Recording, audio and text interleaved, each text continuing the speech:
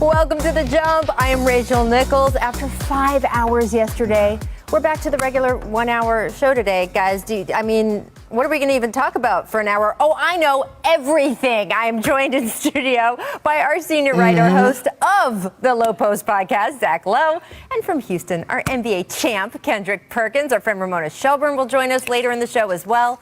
But let's start with the Miami Heat, who made some noise yesterday for sure. Free agency officially kicking off. They added a couple of former NBA champs to their roster, and Kyle Lowry and the recently minted PJ Tucker. They also re-signed sharpshooter Duncan Robinson and are close to an agreement with Jimmy Butler on a 4-year max extension. So let's take a look at their projected starting lineup. Perk, after 1 day of free agency, and looking at the rest of the situation in the East, where do you think the Heat now rank within the conference? Oh, they up there with the best of them, Rachel. And look, Pat Riley did an excellent job of ordering ski masks because them goons from Dade County are back. And they're waiting in the dark alley, and they're waiting to stick up the Philadelphia 76ers, the Brooklyn Nets, the Milwaukee Bucks, right? All those teams that are at the top. Yeah, all those teams that are at the top, them goons from Dade County is back. And look, we talked about the signing of Kyle Lowry. We talked about them extending Duncan Robinson and giving him a contract that he deserved. We talked about Jimmy Butler and getting his contract extension. And then after the show went off, what did they do? They went stole an NBA champion, a Rough Rider, and PJ Tucker. Just when Zach Lowe was talking about who was going to be the power forward. Well, there you go, Zach Lowe. I'm looking at this Miami Heat team right now. That starting five you just put up could arguably be the best defensive team in the NBA when you think about who they got as the personnel and who they got leading the charge in Eric Spoelstra, one of the best coaches in the game today. Yeah, put that starting five back up. That is a nasty lineup. That lineup is going to be no fun to go against. And PJ Tucker is their answer to Jay Crowder. There he is. They never found a replacement for Jay Crowder. Now, PJ Tucker is a much less threatening offensive player than Jay Crowder. He only shoots from the corners, and he shot poorly from the corners last season. But Kyle Lowry is an absolutely perfect fit on this team on both ends of the floor. They got to fill out their depth a little bit, but I'm higher on this team on paper than most people seem to be. But that said, you asked me, where do they rank in the East? Perk just gave you a vague answer, up there with the best of them. Right. I'll give you a specific answer. They rank third in the East to me. You can't put them above Milwaukee, who just won the freaking championship. Right. And you can't put them above Brooklyn, who looked like they were going to win the championship and are quietly having a really good offseason. And so that's where they rank to me. But third with a puncher's chance, not distant third. Well, first of all, if we learned anything from this season, and really the previous season too, you don't know who's going to be there. Having a team that has a shot, that's the group you want to be in. And then once you're in that group, chaos happens in the NBA pretty much on the regular, and all sorts of things like injuries, which certainly is still going to be a concern for Brooklyn, given the injury history of some of the Nets' main players. You have to love where Miami has positioned themselves. Now, I will say two things. First of all, we should give Pat Riley credit. We should give Andy Ellsberg, who is the cap wizard and sort of the secret weapon of the Miami Heat. My gosh, he did it again, right? I mean, it's just incredible. To me, this guy does not get enough shine. And they're not done. I mean, they still have moves to make, and you can bet they're going to squeeze in every possible scenario right underneath that little hard cap. They've got pieces to fill, but they've done a really nice job. I like this team a lot. Yep, and then number two, of course, is still wait and see what's going to happen in Philadelphia, because that is a huge tectonic plate that is going to be shifting around in the East, and we don't know what that team is going to be until they figure out their Ben Simmons situation. We got some breaking news, though, of course. Just as we were coming on the air, Adrian Wojnarowski reporting Steph Curry has agreed to a 4-year, $215 million extension with the Warriors. This deal would make Steph the first player ever to have two $200 million-plus contracts in a career. Perk, I'm supposed to ask you your reaction, but I think I'm hearing it right now. Look, Rachel, he deserved every penny of it, okay? And look, I'm happy for Steph Curry and what he did for this Warriors franchise. We're talking about the greatest warrior of all time, a top 5 point guard of all time, the greatest shooter of all time, and he's not finished yet. I'm not saying that he's going to deliver a championship, but he's going to deliver some must-see TV basketball-wise. He's going to give the fans what they want, just like he did last season. I'm happy for Steph Curry. He deserved every penny and more. Total no-brainer. I mean, certainly from the Warriors side. It all starts with Steph Curry. Yeah. Everything. Every bit of success. All the championships, all the finals runs, all the highlights, all the sellout crowds, a new arena, everything. It all starts and ends with him.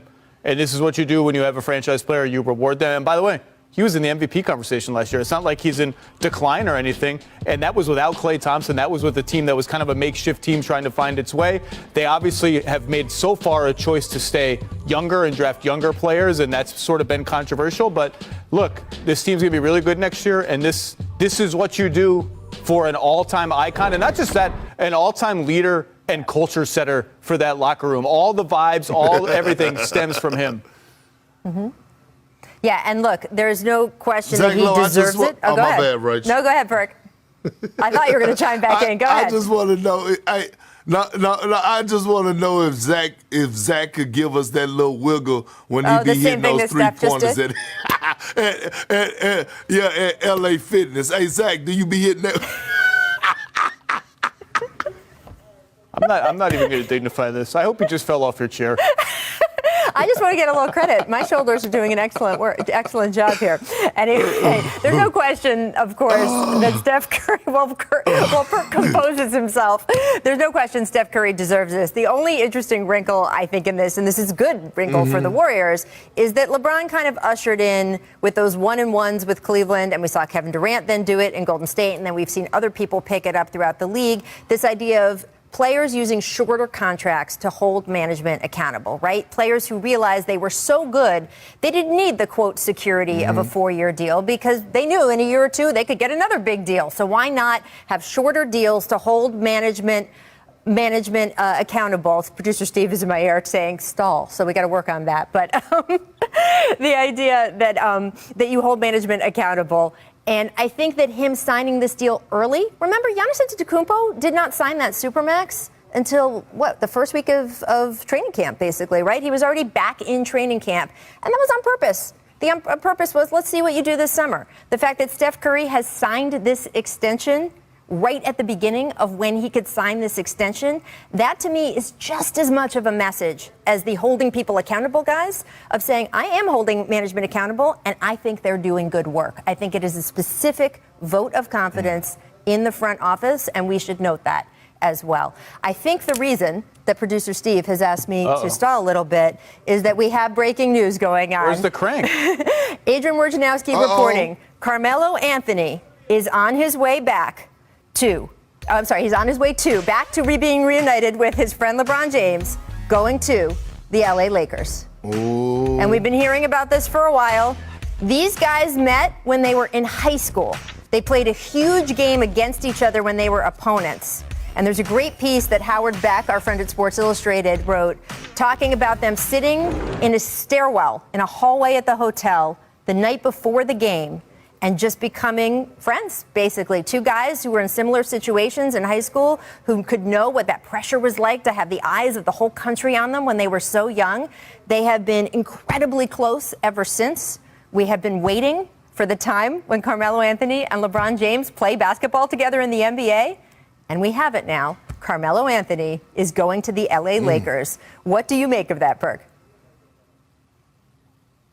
Reunited and it feels so good. I tried to tell people yesterday, Rachel, when producer Steve was saying we had to leave out, I couldn't have a chance to redeem myself when Zach Lowe and Ramona and Matt Barnes was disagreeing with me about the big three of the Lakers and the big three of the Nets and who was going to have the better impact. And all of a sudden, guess what? Like them old people used to tell me, my grandmother, boy, don't you touch that stove, it's hot. hot. And then all of a sudden I had to learn on my own not to go touch the stove because I went and touched it anyway. All of a sudden you got to go get the aloe vera plants because you got a burn mark on your hand because I told y'all so. Look, what Rob Pelinka did yesterday, all he did, Rachel, was set the temperature. He set the temperature. He set the temperature by going sign Trevor Ariza, Kent Bazemore, Wayne Ellington, and all of those guys. And now all of a sudden he had the cake ready to bake and he went put it in the oven by sealing the deal and going to get Carmelo Anthony. The mission is complete along with Dwight Howard. Book it. The Lakers are on their track, back on track. You go ahead, Zach. Say what you got to say. Go ahead. Do what you do. I think you lost Zach at aloe vera, but continue. Look, I have no idea what just happened, except I'm kind of hungry now. But I don't know what all that was. Look, this is the truth. The man was speaking the truth. Continue. This is a great story, and if I recall correctly, Carmelo made the playoffs his rookie year, and LeBron did not. I believe LeBron went to one of his playoff games. I mean, that's to go support him. So it's a beautiful story. And look, this is the kind of flyer the Lakers were going to have to take. They did not have any cap resources left to go. They're going to have to get guys that are chasing rings on the minimum. And Carmelo, to his credit, everyone said, all he wants to do is ISO and shoot twos. In Portland, he bought into a role as a spot-up shooter, shot the three well. That's the role he's going to have to play for the Lakers. But with all of these guys, whether it's Ellington, Bazemore, Ariza, Carmelo, with the exception of Ariza, I think the big question is going to be when push comes to shove, when you're in the conference finals, when you're in the second round of the playoffs, whatever it is, can you stay on the floor defensively? Do the Lakers, who have made their bones, all the sexy stuff, whatever, they have made their bones on defense. Yep. Have they hurt their defense too much in this all of this roster building? I think that's remains to be seen, but they are going to be a really interesting team. Well, let me ask you a question. Woj also reporting Malik Monk to the Lakers. What do you think now as you look at the whole roster and where it sort of sits? That's a great flyer for the Lakers. I haven't seen that. I haven't looked at my phone. Malik Monk had a nice bounce-back season last year. He can really shoot. He can play make as a secondary playmaker. That's when they lost Caruso, they needed more guys in their prime. And Malik Monk is still in his prime, and I think that's a great move by Rob Pelinka. It's a great flyer. Kirk, what about you? Rachel, you see what I love the move getting Monk. I think he's a hell of an addition. But you see why Zach is still trying to find holes and talking about defensive prowess and the defensive identity. They still have Anthony Davis. They still have Dwight Howard. They still have LeBron James. Look, when you have a veteran group like this group is built for a 7-game series because you have a veteran group that's going to buckle down. They know what it takes. You have a lot of championship experience. Look, Zach, stop trying to find holes and find things that's wrong with the Lakers instead of just saying, listen, I know they have an old squad, but they have a lot of talent on this team. They have a lot of depth, and they have fixed these holes that you're trying to talk about. Depth, I don't know, but talent, yes. And look, you now have in one place, I just want to put this all out there, LeBron James, Anthony Davis, Russell Westbrook, Carmelo Anthony. The list goes on That's a show. and on. But talk about Showtime, which I think is going to be pretty incredible right across the street here. I'm personally happy we have another Orioles fan here in L.A. Our friend Kyle Goon from the Orange County Register is very excited, I know, about that as well. So, sorry, the Bay Area News, the Area News Group. So, I think that overall this is a win all the way around. We are going to be talking a lot more about the Lakers. We're going to be talking about Team USA able to push past Spain in the Olympic quarterfinals thanks to the 29 points from Kevin Durant. Did he put all the concerns about the gold medal to rest last night? We will do. All right, so here's some more Eastern Conference news courtesy of Woj. Patty Mills headed to the Nets on a 2-year deal, which includes a player option. Zach, how big a deal is this? Love this for the Nets. Patty Mills is a really good player, fills a need, and they lost Jeff Green, but bringing back Blake, bringing back Bruce Brown, their Landry Shamet trade to get Javon Carter and the draft pick was really good. The Nets are sneakily having a nice offseason. You know what? I actually love this pickup, but can I say this? Free Spencer Dinwiddie. Let him loose. The Washington Wizards want him in a sign and trade. Y'all got Patty Mills. No need to hold Spencer Dinwiddie hostage. Let him go ahead. The deal is trying to get done. Sign off on it, Brooklyn. Carry on. We will be getting to Spencer Dinwiddie soon for sure. I will say, I think for a team that has such 3 big headliners and is strapped by that financially, this is a deeper team than you would expect for a team with a bunch of stars. Very impressive from the Nets front office.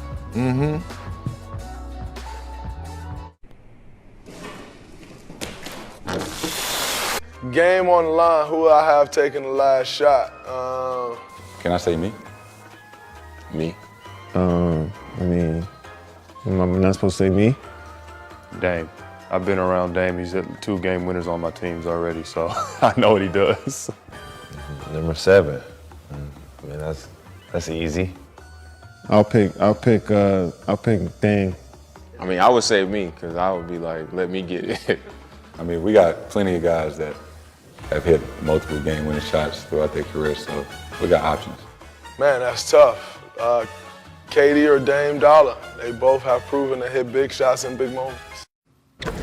I love when the question is who should hit the last shot for Team USA. Everyone's like, me. And Draymond's like, those 2 guys, they would be good. Perfect, as always. Welcome back to The Jump. Let's talk Team USA. After falling behind early, Kevin Durant went on a third-quarter scoring rampage to lead Team USA to a 95-81 quarterfinal win over Spain. Here is KD, who dropped 29 in the victory, talking after the game. You're going to have games where it's going to be tight. And we understand that. And today it was good that we pulled away late, but we're not expecting to come out here and beat everybody by 30. If you go back to the history of, the last few Olympics, you're going to see some tight games up in there, especially, 2012, that gold medal. You could feel the momentum shifting really late in the second quarter. Again, though, it was Durant's third quarter that was the difference. Perk, KD and Team USA's win, does this help ease some of the concerns about this team as they now only have 2 games left to the gold? Well, I just want to take a moment to appreciate Rachel Nichols, because all throughout the finals, Richard Jefferson and myself were up there panicking, and we had concerns, and you kept religiously repeating, saying the gospel, but we were being disobedient and too bullheaded to listen. Well, I was that you said, specific, I'm though. not worried, long as I understand that. You said, I'm not worried because they have Kevin Durant. And you were on point like Rondo, because Kevin Durant has taken over Team USA. They're not playing system basketball no more. It's get the ball to KD and watch him go to work. Watch him be great. Watch him be the best basketball player in the world. Watch him be the greatest scorer in the world. So I just want to take a moment to give Rachel Nichols her flowers for warning us and keeping us aware that Team USA had Kevin Durant, and we should not be worried. Well, that's very kind, Perk. As Kevin told us himself, a couple years ago, don't you know who I am? I'm Kevin Durant. There you go. When do I get my flowers? I never get any flowers. Look, I said on the show last week. I tried to give them to you yesterday. I tried to give them to you yesterday. You told me not to be nice to you, Zach. I tried to be your friend yesterday. Look, I said in the Seaport last week in New York. We got the best team. We got the best talent. Yes. We should win, and that starts with Kevin Durant. Kevin Durant's the best player at the Olympics, period. End of story. He proved it last night. Bye-bye, Spain. Shout out Pau Gasol, who is retiring from international play. He said, if I read correctly, one of the greatest international players of all time. Should be a first-ballot Hall of Famer. But, yeah, we roll on. Team USA rolls on. We should win. Bottom line. Yes, and next facing Australia. I do think it is super interesting to watch how this team has evolved over time, and a good lesson also for teams as they go forward. I know the Olympic program has had a couple different approaches. Do we need to have the same guys every year for 4 straight years before we head into an Olympics? Do we need to have a month-long training camp? Do we need to have a week-long training camp? This team has been a good example of how these are pros and they can adjust on the fly. All right, let's move on from Team USA. A quick reminder of the breaking news from Woj in the Bay Area. Steph Curry has agreed to a 4-year, $215 million extension with the Warriors. The deal would make Steph the first player ever to have 2 $200 million contracts in a career. The last year of Steph's deal will be worth over $59 million, according to Bobby Marks. You remember when people were worried about the last year of Chris Paul's salary when he signed his contract? That seems so quaint. That was in, the low 40s? $59 million in the final year of his deal. I mentioned a little bit in the last segment that, to me, this was an example of a superstar making a point about how confident he was in the front office by doing this now and not playing the, well, let me wait and see what you do game. So what do you think, Zach, the Warriors should do with this confidence going forward? I think they should feel great about it. I mean, this is Steph Curry's choice. He looked at everything they did in the draft. He looked at their team. He's been consistent every time he's asked, I want to play my entire career for the Warriors. I want to play, and we have this tendency to, people just say stuff they say. No, he wasn't just saying stuff. He wants to play his entire career for the Warriors. What they should do going forward, look, we got to see how Clay looks after 2 years, lost to injury. We all miss Clay. The Warriors miss Clay. Is this team good enough as it is to contend for the championship? Joe Lacob made some emphatic comments the other day saying if we're not good enough to win the championship, we just drafted 2 teenagers. Everyone wants us to get veterans. Hey, if we're not good enough to win with Steph, Clay, Draymond, Andrew Wiggins, that's on all of us. We should be good. Look how much money we're spending. That's TBD. But if Steph, Clay, and Draymond can be Steph, Clay, and Draymond, watch out. Watch out for what?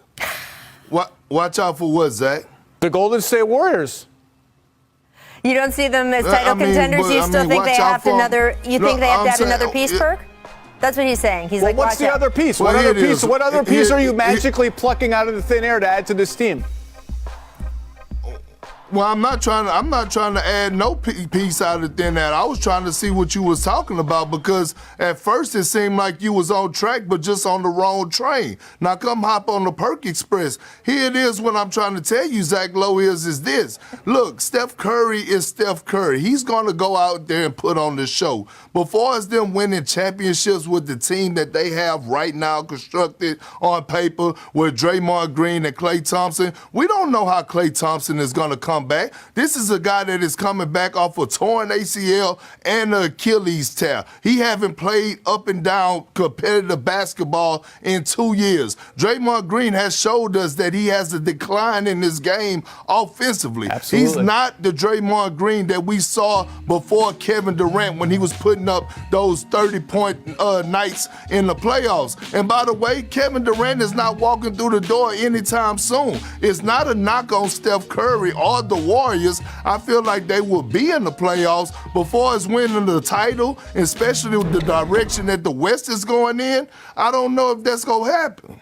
Well, it is going to be interesting. Clay himself has said, don't expect me to be 100% of myself at the beginning of next season. In fact, he might not make the very beginning of next season. He might come in maybe a few weeks or a month in, and it will take him time to adjust. We have watched this with every player that has had a major injury. He's had 2 of them. There are conditioning aspects. There is just sort of getting back into the rhythm of the game. I do feel that when it counts toward the end of the season, Klay Thompson will be there. But, injuries are injuries. As we learned this year more than ever, you cannot predict how things will go. We can't predict how the rest of the show will go. We're going to take a very quick break, but coming up, we are going to discuss the No Heat Lakers, 8 Eastern, then Kings Warriors, ESPN2, and the app. Carmelo Anthony announced in his own social media way he's joining the Lakers. Ooh. Look at that. The Lakers Ooh. also, as we noted, have added Malik Monk. So look, in addition to all the moves they've already made, Russ, Dwight Howard, Trevor Ariza, Wayne Ellington, Kent Bazemore, we welcome in ESPN NBA insider Ramona Shelburne, LA native. What are your thoughts on what the Lakers strategy now that we are seeing it pan out? Well, right you now? know what's amazing, Rach, is I was in the parking lot. Like, this is back when we used to do stakeouts. Remember when free agency was, you staked out the meetings and everybody actually used to have meetings. Well, that's before everybody constantly IG storied and tweeted where they were at every moment. You don't have to stake any players out now. They'll just tell you. Yeah. And it was amazing because the Lakers really thought they had a chance with Melo back in 2014. That was a big moment. And they got really close. The only trump card was Phil Jackson was the president of the Knicks back then, and he had the 5th year, and he gave him the whole thing. But they really thought they had a chance at Carmelo Anthony all those years later. And you look at, I mean, that's my favorite expression on the show, I guess, is sliding doors. Yeah, right. But the sliding doors of Melo's career, of LeBron's career, I like this fit. I like that Melo sort of restarted his career, and he's become a really good three-point shooter. Career high 41% last year. That's what the Lakers need, and their cumulative ages are getting up. Like, he will be there and to make LeBron not feel old, I guess. Like, he's a little bit older than LeBron here. But look, I love the fact that they got Melo and Malik Monk, and Malik Monk on a minimum. I was going to say, that is some wizardry, and also kind of speaks to a strategy we were talking about with Chris Bosh yesterday, that when he and LeBron and Dwayne Wade were down in Miami, they were able to be like, hey, come to Miami. Miami's fun. I know you won't be making that much money, but come and be with us. This is going to be a party. And it seems like they are starting to pick up a little bit of that momentum, too. What do you think, Zach? Look, my big question about the Lakers now is the burden on defense for LeBron, who is still incredible defensively, and Anthony Davis, who we all know is a defensive player of the year candidate, is getting bigger and bigger and bigger because when you draw the minimum bin for guys like this, they're older, their liabilities defensively. But Melo, to Ramona's point, has bought into a spot-up shooting role and been really, really good at it, and he's going to fit well next to LeBron. And Malik Monk, look, he's not going to get the headlines here because this is Carmelo Anthony. This is a top 10 all-time scorer, first ballot Hall of Famer, LeBron's friend from when they were teenagers. It's a huge deal that they're playing together.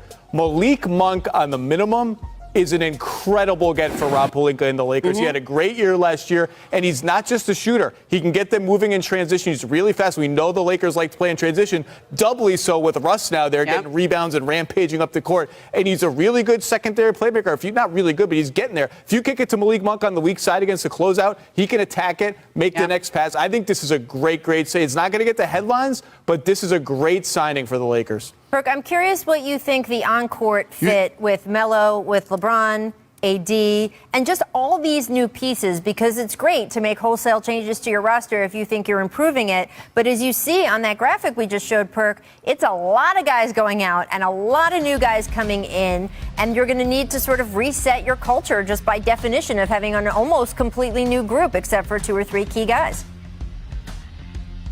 Yeah, and I understand that, Rachel, and I would be concerned if it was a young group, but we're talking about a group of veterans, right? And a lot of these guys have been to the promised land. A lot of these guys have won championships. LeBron James, Anthony Davis, you're looking at even Trevor Ariza. But when you look at Carmelo Anthony and you look at Russell Westbrook, these guys are starving to win a championship. That's the only thing left for them to complete their legacy is to win a ring. So sacrificing is not going to be difficult when it comes down to the Los Angeles Lakers. Look, we're watching Space Jam in real life right now.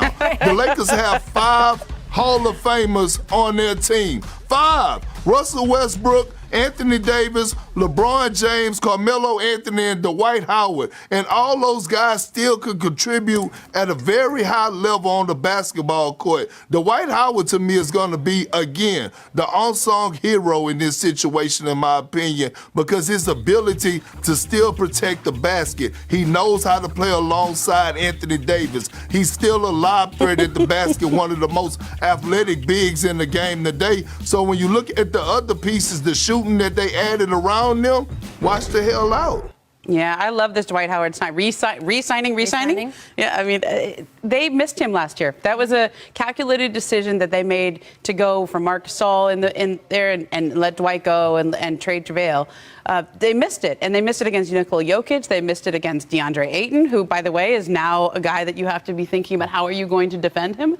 And so I think they just looked at what happened last year in the playoffs and said, we gotta get a defensive big who can take that in those matchups against Phoenix, against Utah with Rudy Gobert, and against Denver with Jokic. And I think that's Dwight. He was great in those. And I series. think the follow-up question to that is, the more they play Dwight, the more they're going to face the problem of Russ, LeBron, AD, Dwight on the floor at the same time. Is just not a lot of shooting around LeBron. And so that will be interesting to see what it does to their half-court offense. But this team does like to play big.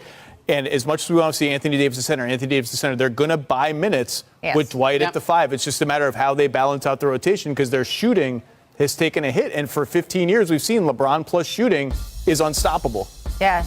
And look, here are some shooting numbers of guys last season. Caldwell Pope, not going to be there anymore. Caruso, not going to be there anymore. McLemore, not signed right now. Kyle Kuzma, not going to be there anymore. So you've got a lot of these guns no longer at your disposal. And the age thing is real, guys. They've got 6 signed players right now, 7 if you count Russ, right, who is on his way. 6 of those 7 are age 32 or older. A chunk of them are over 35. I mean, there is no question this is an older team. And I do think you're right, Perk. Much like we were talking in the last segment about the Olympics, you have a bunch of vet guys. You put them together for long enough, they do eventually figure it out. And the idea of sacrificing to win a championship, that is more real the older you get. It is real that you stop worrying as much about your individual numbers. It is real that you can feel like, well, I've kind of done everything else already. So for a guy like Melo that's looking for his first ring, that is very meaningful in terms of what you are willing to do for the team. But we have been talking so much this past season about injuries. And yes, Obviously, all the games stuffed in there because of COVID, all of that kind of stuff has made a difference. But if you look at the actual injury numbers, they're not that far off the previous years. Injuries are frankly a part of professional sports. We don't like them. We don't like talking about them. It capsizes some teams' hopes just when they position themselves right. But you have an older team.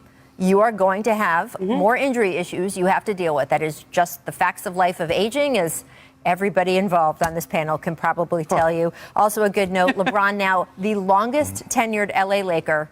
3 years. Whoa. Longest tenured on the team. Whoa. Coming up, we're going to be talking about a team on the other side of the country, Philadelphia. Ben Simmons. Who's making a 15-12 ball game. And that's what I talked about with Ben Simmons. That pass, Bill, was otherworldly.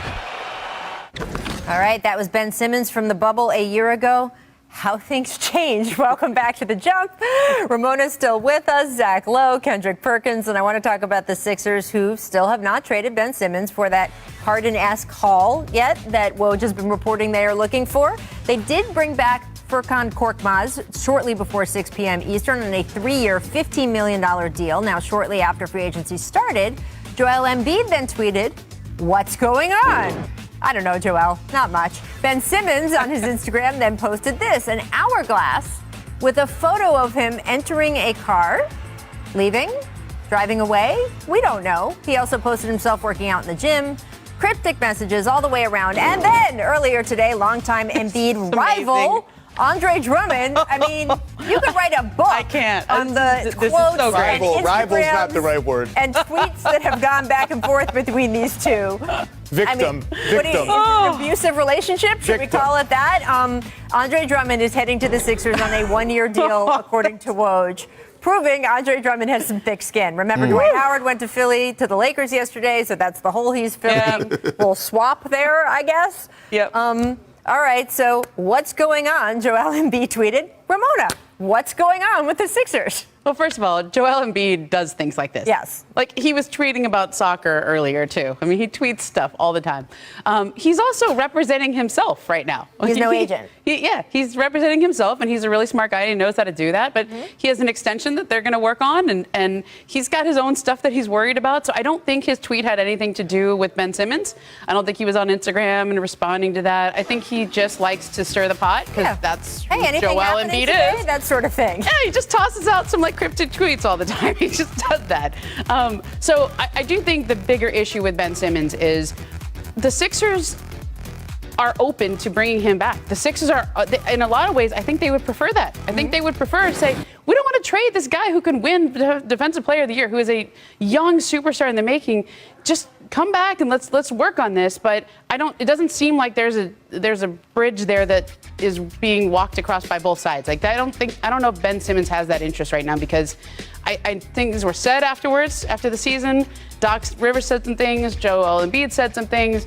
I know there's been trying to smoothing out of that relationship, but it doesn't seem like Ben is necessarily interested in that right now.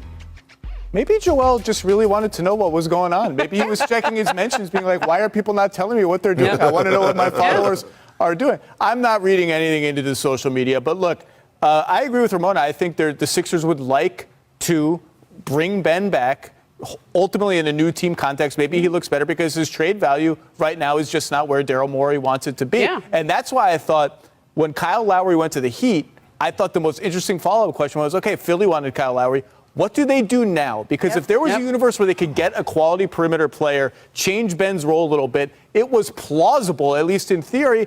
Ben kind of morphs into a better player, different player, trade value up, and now that seems to be out the window. And like Ramona said, maybe the toothpaste is just too far out of the tube. And boy, if he's on the roster when training camp starts, I will be very curious to see what is going on at that time. Well, I mean, here it is, right? And both of y'all are right. And here's the thing.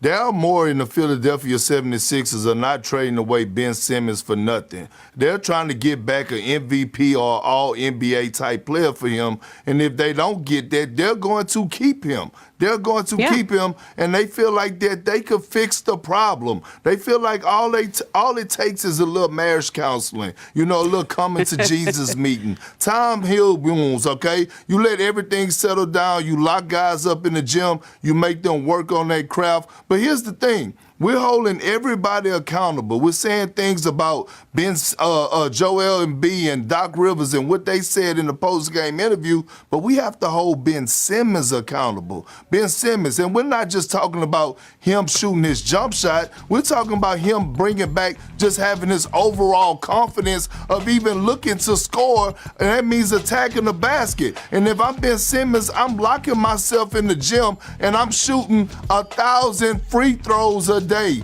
That's the only reason Ben Simmons didn't want to attack the basket was because he was scared to go to the free throw line. It's all about confidence. It's all about accountability. And one thing I know from being under the guy and winning the championship with Doc Rivers, not only is he a hell of a coach, but he's a great mentor and he's a great guy as far as repairing relationships and making things happen and making things work. Let's not forget that this team was one game away from being in the Eastern Conference Finals. So at the end of the day, look, if you can't get what you want from him, bring him back. This guy still has a very high ceiling to reach. He haven't even reached his prime yet. It's still a lot of hope for this young man. I nominate you, Perk. You guys know I've been saying for this entire stretch, this is the lowest his trade value would be. It just does not seem to make sense to me. Now, I don't have to be in that locker room, but it does not make sense to me as an organization to trade him when his value is the lowest. Do you want to wait till his value comes back up, till more teams are closer to the title and maybe have had an injured player and they need a Ben Simmons in there more than they need a Ben Simmons right now? And I do think Doc is good at repairing relationships, and at some point you're all being paid millions of dollars. Play on a team together. Make it okay. Ben Simmons did decide not to go play for Team Australia. He won't be in the semifinals against the U.S. when that comes up at the end of the week to work on his game, Perk, just like you suggested. So hopefully he's following his advice, and we will see what happens. Ramona, thank you so much for joining us. We really appreciate it. What a day for you to be coming in on. Coming up, we're going to talk a little bit more about the Pelicans. Not exactly the start to free agency they were looking for. We'll discuss that next, friends. Stay with us.